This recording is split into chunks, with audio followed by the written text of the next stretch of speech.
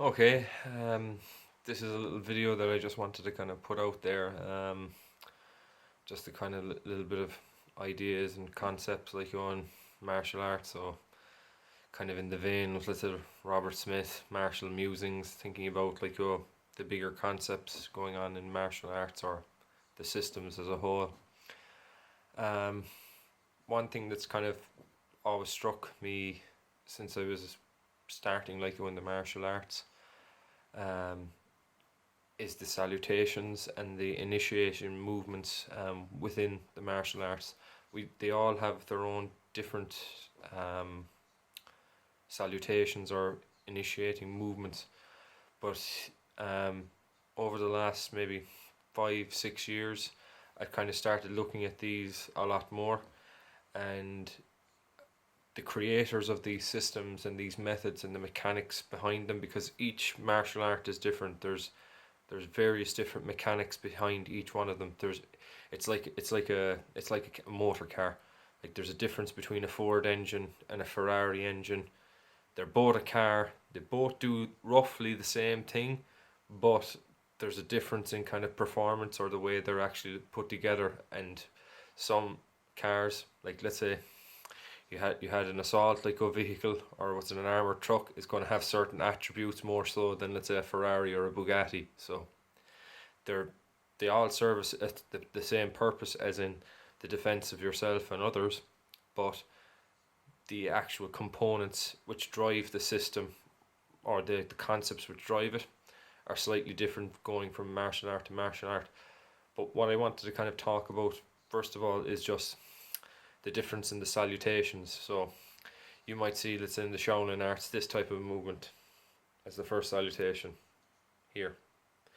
Bak Mei has it like this. Okay.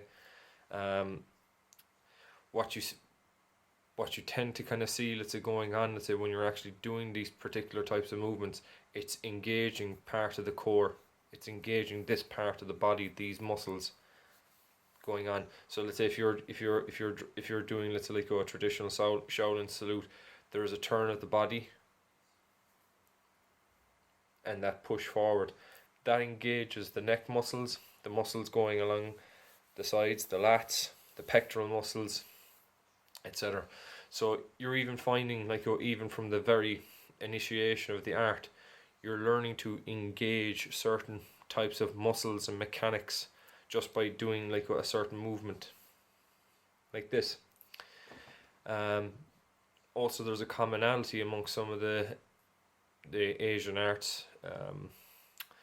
Yeah, the whole salutation here, like this would be a common salutation for Muay Thai or Silat. So basically, you have this type of principle. This also kind of teaches, like, from the initiation, like the center lining of the human body. It also teaches like harmony behind the left and the right side. It also like teaches like forward pressure or wedging energy going forward. You have a lot of different things going on in these salutations as the starting like a point, like for your journey in the art, and everything starts and ends. If you notice in a class, everything starts and ends with the salutation. So whether it's Shaolin, whether it's Silat or Muay Thai,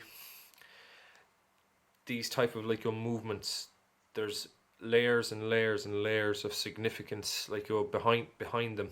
If you actually just look at it objectively and look at the actual movements like conceptually.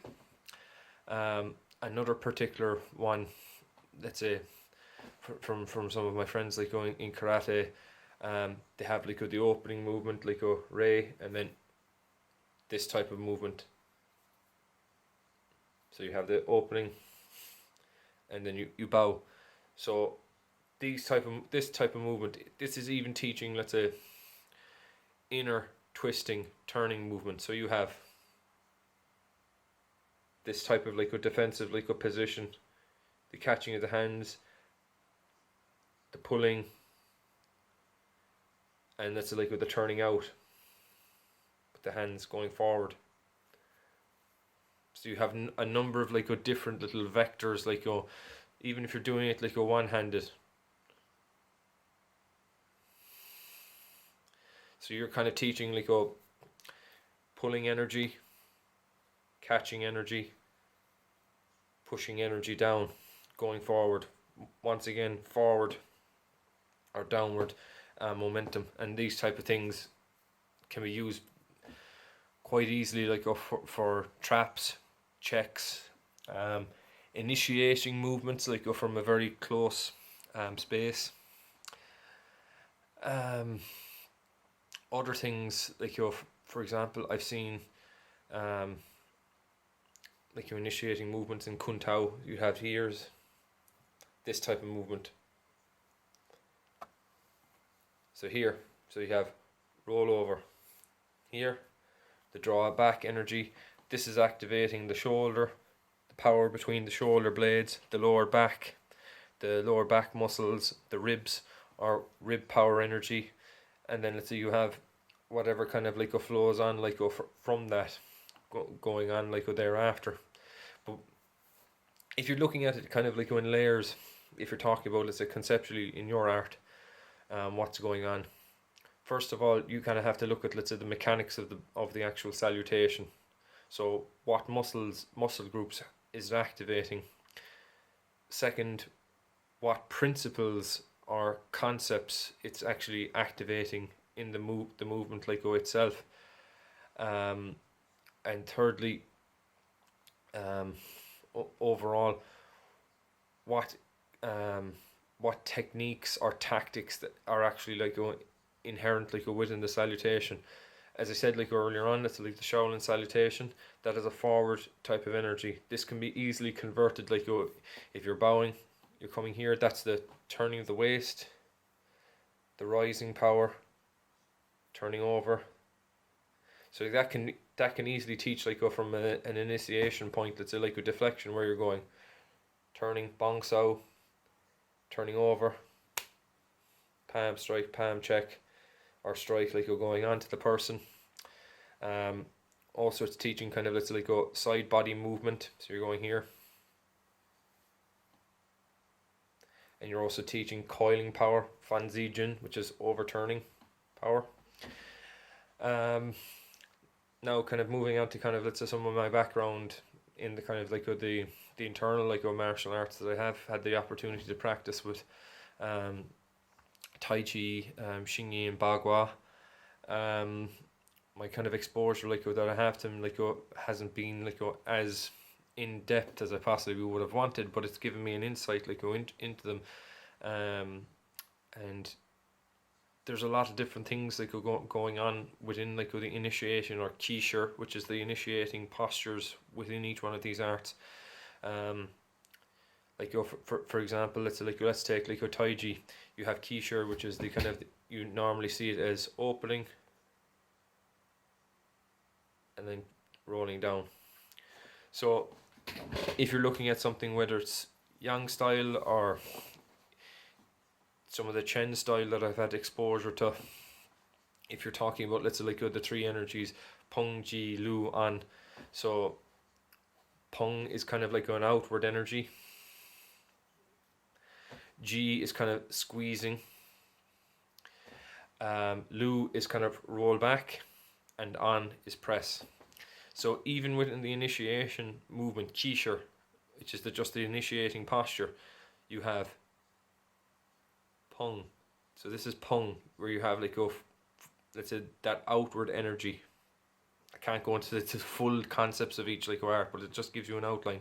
So Peng, and then Ji, which is the turning out or squeezing, and then Lu, which is coming down. And I can't try to fit it in like in the video. You have like An, which is the final pushing, settling movement. So even in that like one posture, you have the essence of Tai Chi Chuan, which is Peng, Ji, Lu, An, the four base energies. I know there's so much more like when Tai Chi is an art, but what I'm saying is within just one posture, you have encapsulated pretty much the nucleus of the system. Okay, Similarly, like with Xing Yi Chuan, you have like some of the movements like whereby you're opening, you're lifting, you're closing. You have Zhuan, you have rising, turn, Pi Chuan, which is this position here, which is the splitting element. So even there, you have lifting, the uplifting element.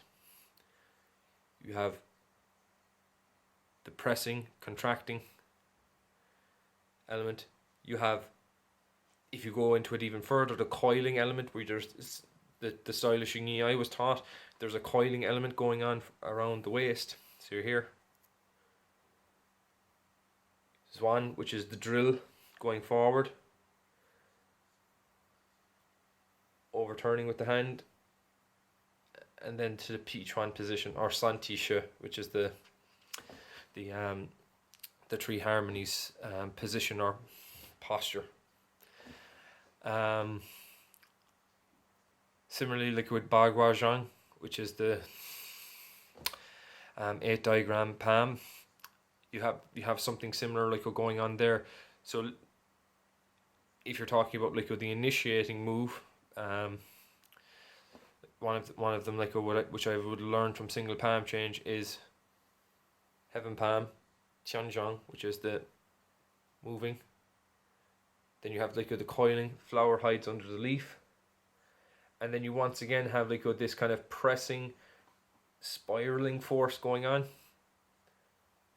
Uprising, overturning. You've got the activation of all the muscles going along here, the actual contraction of the power like in the waist going along here, and then you have like the overturning element into the single palm position.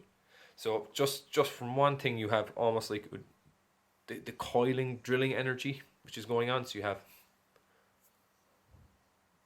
turning, uplifting, overturning, rotation, and then you're into the Dengxie, which is the fixed like a palm position.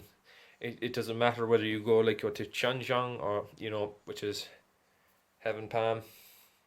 As an example, heaven palm would be an upward force, an uplifting, uprooting type of energy, or Jin, which is energy in Chinese. Similarly, like within like very like simple movements,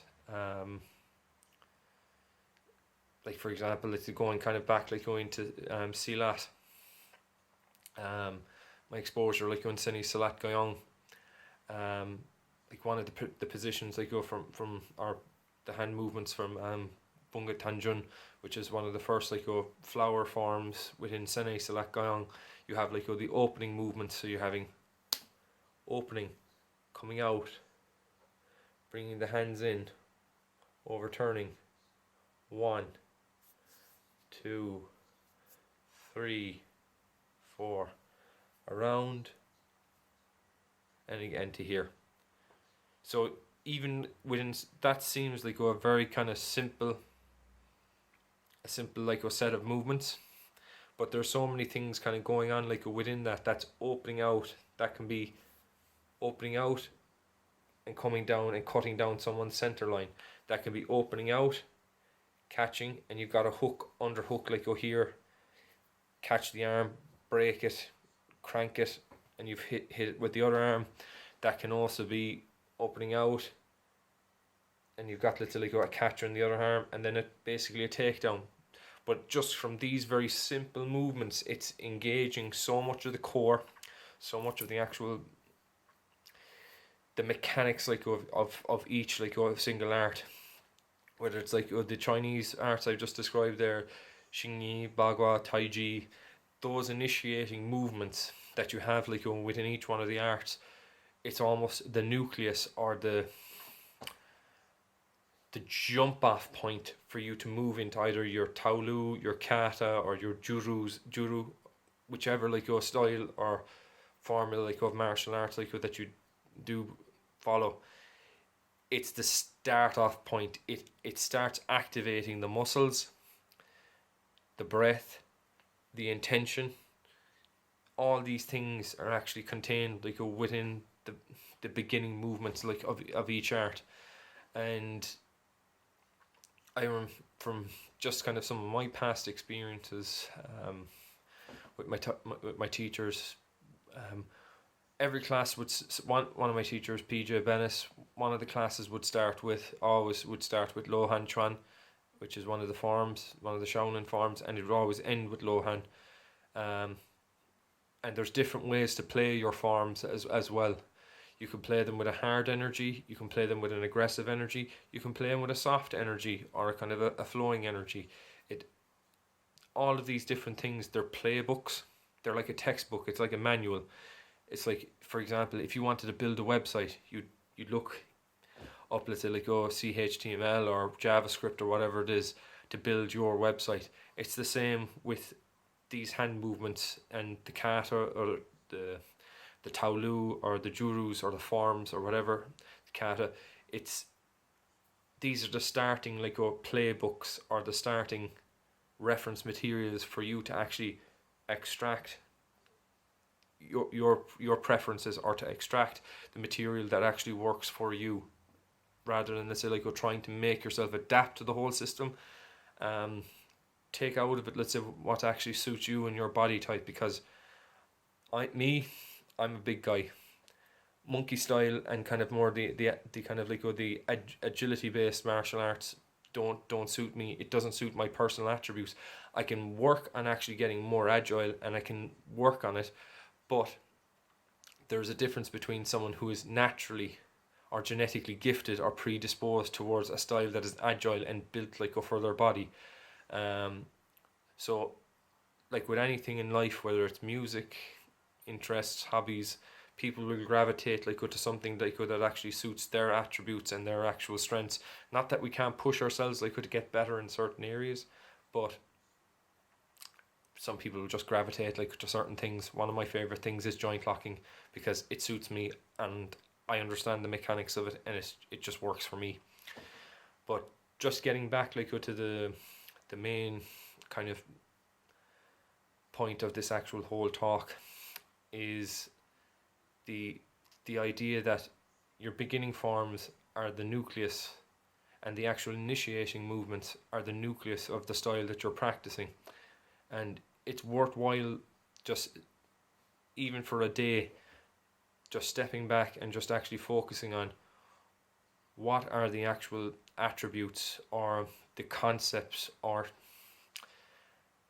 motions which are actually contained within each one of your either initiating movements of a form, or the salute itself, or the salutation. Think about what muscles it actually activates within you. Think about the intent it creates.